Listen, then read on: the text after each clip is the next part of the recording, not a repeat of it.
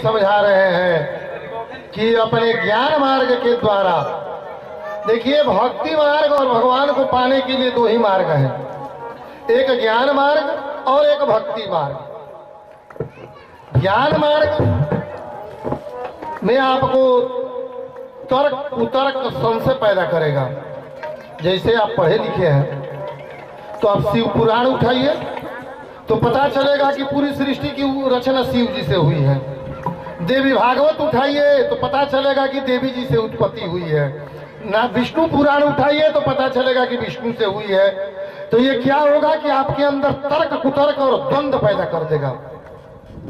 दिल्ली कौन कौन सी railway line जाती है ये पता करते रहिएगा तो दिल्ली पहुंच ही नहीं पाइएगा।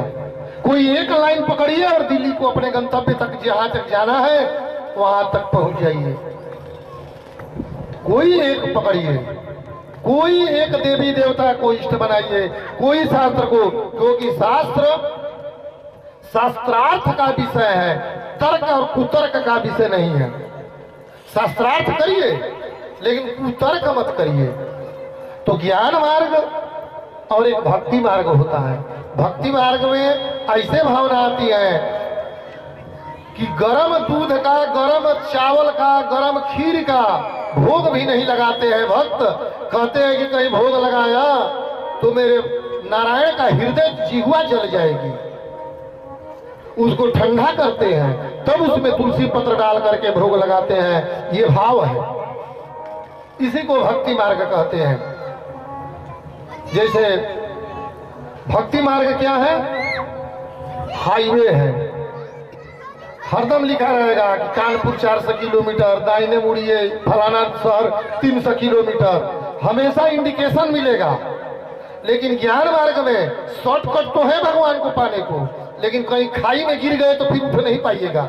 एक से एक विद्वानों को आप देख लीजिएगा, ये शॉर्टकट रास्ता है भगवान को पाने को, लेकिन बड़ी इसमें चढ़ाई और खाई दोनों है। इसलिए भक्ति मार्ग को पकड़िए, आपको हर जगह पर इंडिकेशन मिलता रहेगा कि दाहिने जाए बाएं जाए, हाईवे है ये। हर जगह पर आपको सांकेतिक भाषा में लोग समझाते रहेंगे ताकि भगवान को भक्ति मार्ग से कैसे प्राप्त किया जाता है। उद्धव जी अंत में हार जाते हैं और हार करके कहते हैं कि हे गोपीरवा दिया। वहीं पर राम ने देखे सिया को, सिया राम को, अखिया लड़ी की लड़ी रह गई।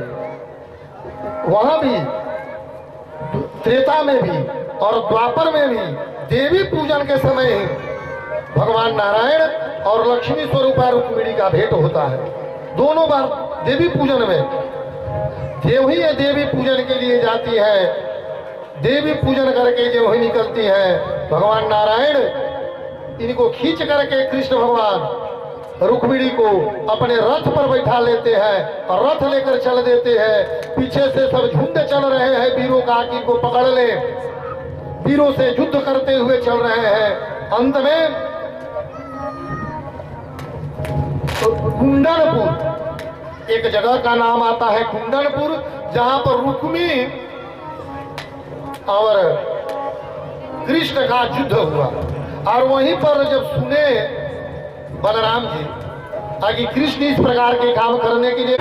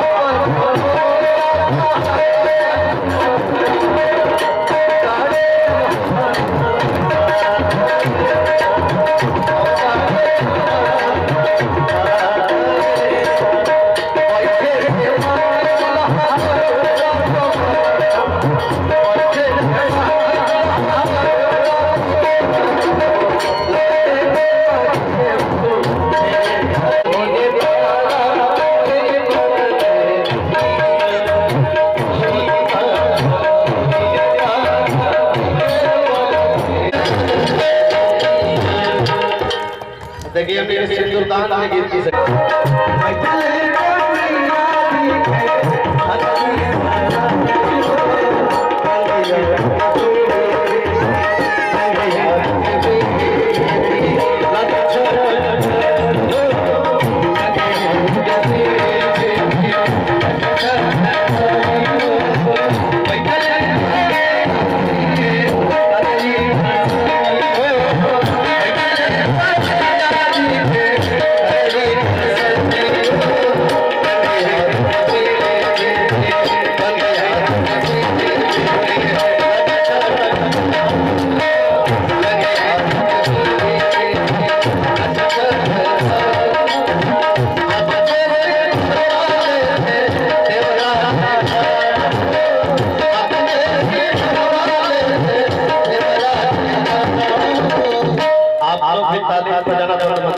इसलिए साली तो हाथ से अरे अरे अरे अरे